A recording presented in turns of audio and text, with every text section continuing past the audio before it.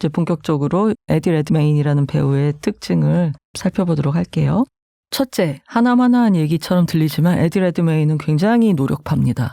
작품 하나 한다 그러면은 일을 키우는 스타일이랄까? 할 수 있는 준비를 다 하고 리서치를 하고 그렇게 해서 그게 무의식에 완전히 젖어들었을 때 현장에 가서 즉흥적으로 뭘 시켜도 그 캐릭터로서 연기를 할 수 있게 하는 타입이라고 할 수가 있어요. 그래서 이런 테크닉을 이제 한간에서는 사츄레이션, 삼투 테크닉이라고 부르더라고요. 이거 이제 얼핏 보면 메소드하고 좀 비슷하게 들려요. 연기를 함에 있어서 무의식이 제일 열일하게 만들어라. 요 정도로 요약할 수 있는 건데 뭐냐면 이거는 이제 많은 준비가 필요한 건데 무의식에다가 막 퍼줘요. 캐릭터에 대한 많은 정보, 디테일, 그다음에 상상 이런 걸 공급을 막 하는 거예요. 준비하는 기간 동안. 예를 들면 이런 거죠. 자칼이라면 자칼은 도대체 어떤 외양을 갖고 있을까? 그래서 내가 생각하는 자칼의 모습과 부합하는 그림이랑 사진을 잔뜩 수집을 하고 이 사람이 사는 집은 어떻게 생겼을까? 옷은 어떻게 입을까? 이 사람은 자동차 키 열쇠고리는 어떤 걸 쓸까? 시계는 어떤 걸 찰까? 어떻게 생각할까? 약간 소비주의 같기도 한데 이런 것들 그다음에 모델이 된 인물은 이제 만난다거나 가령 군 널스 아까 말씀드린 실존했던 연쇄살인자 같으면 관련 있는 인물들 스티븐 호킹 박사는 실제로 만났었죠. 작고하기 전에 에디 레드메인이 그런 면에서 굉장히 운이 좋았다고 할 수 있어요. 그리고 비디오, 뉴스 자료 남아있는 거 좋아할 만한 음악 좋아하는 향 그런 거를 다 채운 다음에 그 캐릭터로서 오늘은 슈퍼의 장을 보러 가보는 거죠. 이런 식으로 완전히 거기에 푹 젖어보는 거예요.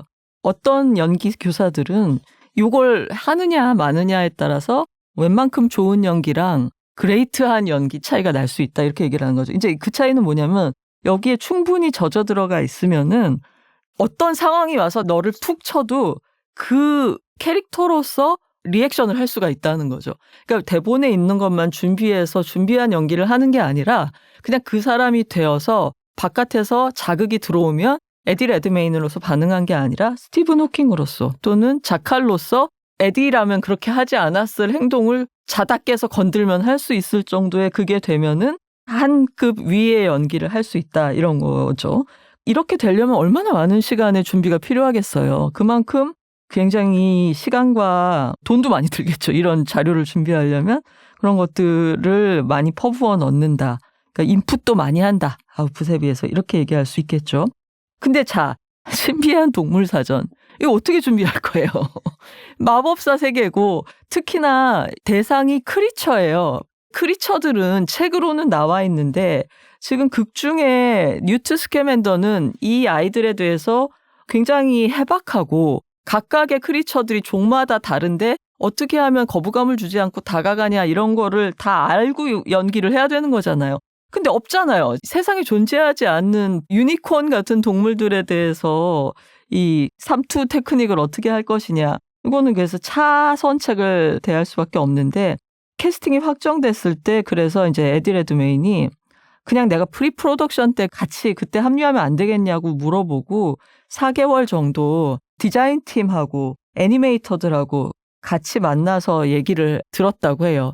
그 판타스틱 비스트 사전이 있어요. 보면은 그 책에 이제 한 70몇 종의 크리처들이 나와 있는데 그것들 하나하나에 대해서 공부를 한 것이고 그 다음에는 실제로 야생의 동물들을 찾아서 트래킹을 하는 사람들이 있지 않겠습니까? 물론 상상의 동물이 아니라 실제 야생 동물이지만 그런 사람들하고 트래킹을 하면서 놀래키지 않고 동물들한테 접근하는 법 같은 거를 배웠대요. 그래서 그때 제가 세트에 갔을 때도 매너리즘 있잖아요. 뉴트 스캐맨더가 동물한테 은근하게 접근하기 위해서 낙엽을 밟을 때 발을 어떻게 무게중심을 옮기는가, 어떻게 하면 소리가 덜 나는가 이런 것들을 이미 숙지를 하고 있더라고요.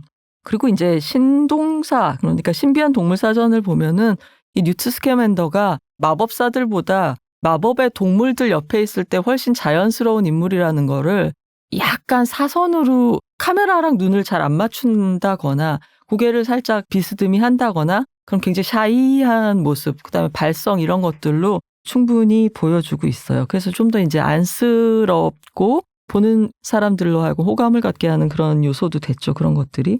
그다음에 이제 굉장히 노력파라는 거에 또 다른 예는 바로 뮤지컬 캬바레를 준비했을 때인데 이 캬바레의 경우에 MC 역할은 알란 커밍이라는 유명한 게이 영국 배우가 있습니다. 이 배우는 이제 엑스맨에서도 그런 역할을 굉장히 잘 해냈는데 여러분 엑스맨 2에 보면은 백악관에 침투해서 번쩍번쩍 순간 이동을 하면서 백악관 오발 오피스에 들어가서 대통령 책상에다가 단도를 꽂아놓고 나오는 꼬리가 화살촉처럼 생긴 엑스맨이 있거든요.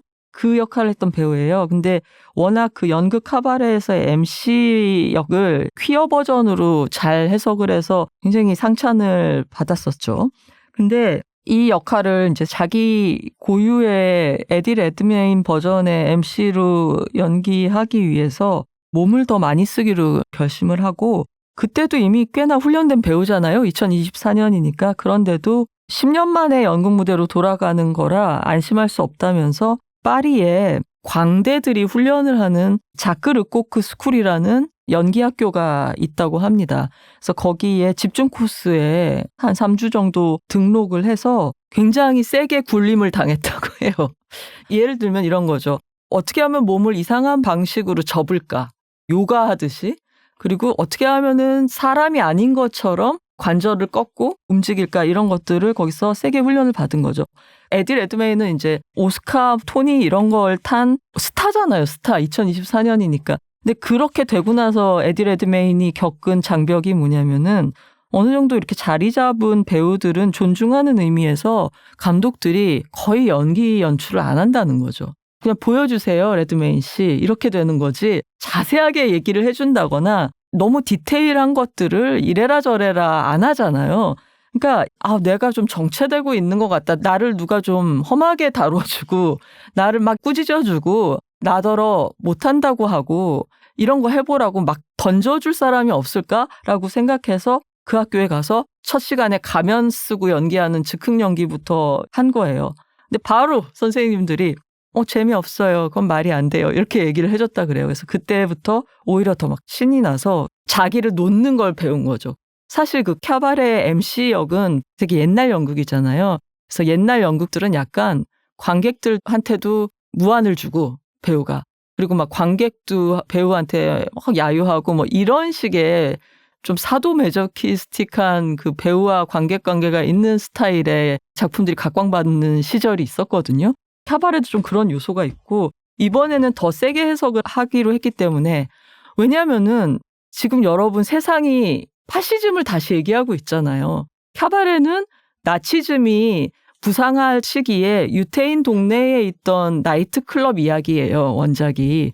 그렇기 때문에 이게 이제 그동안 뭐 많은 세련된 버전 혹은 LGBTQ의 이야기들에 중점을 둔 버전, 그거 다 시대 정신이 있었겠죠, 그 당시에는. 근데 지금 2020년대에 이걸 할 때는 세상이 노골적이 된 거예요. 극우들이 다시 부상하고 네오나치들이 있고 그리고 이제 공공연하게 트럼프 같은 대통령이 푸틴 같은 지도자가 이스라엘 네타냐후 뭐 다 전 세계에서 이상한 독재자들이 등장을 해서 보수화가 되고 있는 시점에서 이번 캬바레는 우리도 세게 노골적으로 그냥 상징들이고 뭐고 이런 걸 막 끌어들여서 만들자라고 한 거죠. 그래서 이렇게 몸을 많이 쓰는 MC 역할을 하자고 한 거거든요. 그리고 그렇게 노골적으로 메시지를 드러내고 던지고 하려면은 우아함은 조금 접어둬야 되는 거죠. 그리고 야유도 받아야 되는 거고 그래서 거기서 새로운 기교들을 익히면서 원래 이 사람이 굉장히 수줍은 성격이 특징이거든요. 에디 레드메인이. 인터뷰만 보셔도 아실 거예요. 저는 그때 이제 공동 인터뷰긴 했었는데 되게 이제 사람이 하늘하늘하구나 이런 느낌을 받았거든요. 약간 손만 대면 이렇게 움츠러들 것 같은 그런 상냥한 수줍음 같은 게 있는 사람이었는데 그런 타고난 수줍은 성격도 극복하기에 더없이 좋은 역할이었던 거고 캬바레란 작품 속의 MC가. 그리고 또 내 자신이 수치를 당한다거나 욕을 먹거나 모욕을 당하더라도 아무렇지도 않게 그런 식으로 자기를 강하게 단련시켰다고 합니다. 참고로 이번 에디 레드메인 버전의 MC라는 역할에서는 과거에는 MC가 희생자의 일원이다 아니면은 이제 객관적인 나레이터다 뭐 이렇게 선배 배우들이 해석을 했는데 이번에 레디의 해석은 MC는 가해자다. 그 클럽에 온 사람들이나 연기자들을 착취할 수 있는 사람이고 생존자이지만 세상에 대해서는 염세주의적인 관점을 갖고 있는 착취자의 일부다라는 식의 해석으로 밀어붙였다고 합니다. 근데 보면은 에디 레드메인도 팔자가 기구한 것이 이상하게 하는 작품마다 논란이 많아요.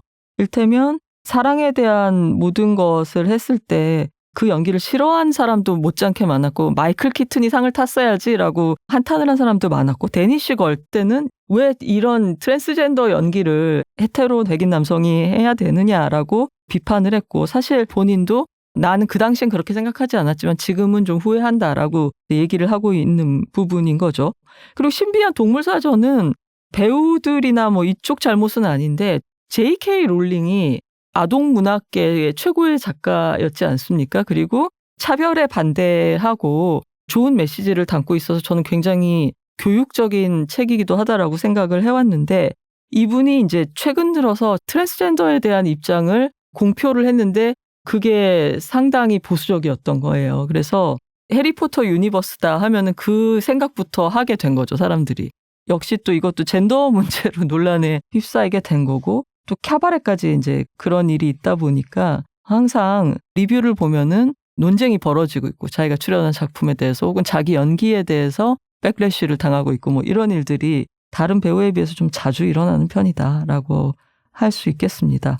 그리고 굿너스 경우는 또 아무래도 실제 미국 사회에 가장 사람을 많이 죽인 연쇄 살인자 얘기니까 그런 소재적인 문제가 있겠죠. 하지만 다행히도 이제 연출이 센세이셔널리즘을 벗어나서 왜 그런 거 있잖아요. 넷플릭스 특히 보면은 이상하게 최근 들어서 흉악범, 연쇄살인자, 엽기적인 사건들의 범죄자들을 주인공으로 해서 드라마가 나온다거나 다큐멘터리가 나온다거나 집착적으로 소비하는 경향이 있는 거예요. 그러면서 은밀하게 우상화를 하는 게 아니야? 라는 의심이 들게 하는 접근법들이 있는데 이 굿너스라는 작품은 연출에서 아쉬움이나 이런 것들을 표할 수 있겠지만 적어도 이 은밀한 우상화는 확실하게 손절한 그런 작품이라고 볼 수 있거든요. 이 작품을 하면서도 에디 레드메인이 굉장히 큰 에너지를 얻었다고 합니다. 그동안 조금 스스로 내가 좀 고갈돼 가고 있는 게 아닌가라는 걸 몇몇 작품에서는 느꼈는데 굿너스라는 작품의 소재가 극히 어둡고 자기 표현도 굉장히 절제되어 있는 배역임에도 하면서 카메라 연기를 또 할 수 있겠구나라는 희망을 가졌다고 합니다.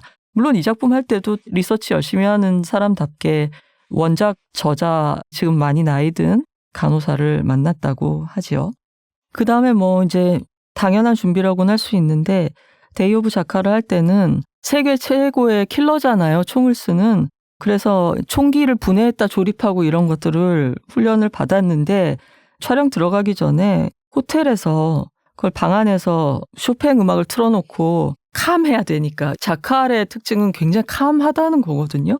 그거를 이제 총기를 다 조립했다 해체했다 이런 거 연습을 하다가 조식 뷔페를 먹어야 하지 않습니까? 호텔에 가면. 그래서 조식 먹으러 내려갔는데 그때가 약간 호텔 쪽에서 방 청소도 하는 시간이었던 거예요. 좀 밥을 느긋이 먹다가 갑자기 헉한 거죠. 에디 레드메인이.